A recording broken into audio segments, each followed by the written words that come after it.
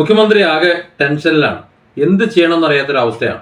ഒന്ന്, ഈ തെരഞ്ഞെടുപ്പ് കഴിയുമ്പോൾ പാർട്ടി ദേശീയ പാർട്ടി പദവി ഇല്ലാത്തൊരു പാർട്ടിയായി മാറും. അതായത് അരിവാൾ ചുറ്റിക നക്ഷത്രമൊക്കെ നഷ്ടപ്പെടും. അടുത്ത തെരഞ്ഞെടുപ്പ് മുതൽ വല്ല ചീങ്കണ്ണിയോ മുതലയോ ഒക്കെ ചിഹ്നമായി ഉപയോഗിക്കേണ്ടി വരും. ആ ഒരു പ്രശ്നം ഒരു വശത്ത്. രണ്ടാമത്, തങ്ങൾക്ക് ഇഷ്ടമില്ലാത്ത ആൾക്കാരാണ്, അവരെ ഒതുക്കാൻ വേണ്ടിയിട്ടാണ് സത്യത്തിൽ ഈ പാർലമെന്റ് തെരഞ്ഞെടുപ്പിൽ പല സ്ഥാനത്തും പലരെയും വെച്ചത്. അതിന്റെ മുന്നൊരുക്കങ്ങൾ നവകേരള സദസ് എന്ന നവകേരള ധൂർത്ത് നടന്നപ്പോൾ തന്നെ നമ്മൾ കണ്ടതാണ്. ഉദാഹരണത്തിന് വടകരയിൽ കെ ശൈലജ സംസാരിച്ചപ്പോൾ അത് കൂടുതൽ സംസാരിച്ചു എന്ന് പറഞ്ഞുകൊണ്ട് മുഖ്യമന്ത്രി ഡയലോഗ് അടിച്ച് അവിടെ പരിഭവം പ്രകടിപ്പിച്ചത് നമ്മൾ കണ്ടു. അപ്പൊ അതിന് തുടർച്ചയാണോ ഇപ്പോൾ അവിടെ നടക്കുന്ന കാര്യങ്ങൾ എന്നാണ് എനിക്ക് സംശയം. കാരണം കെ ശൈലജ ജയിക്കുമെന്ന് ഏകദേശം ഉറപ്പിച്ച ഒരു സാഹചര്യം ഉണ്ടായിരുന്നു അവിടെ.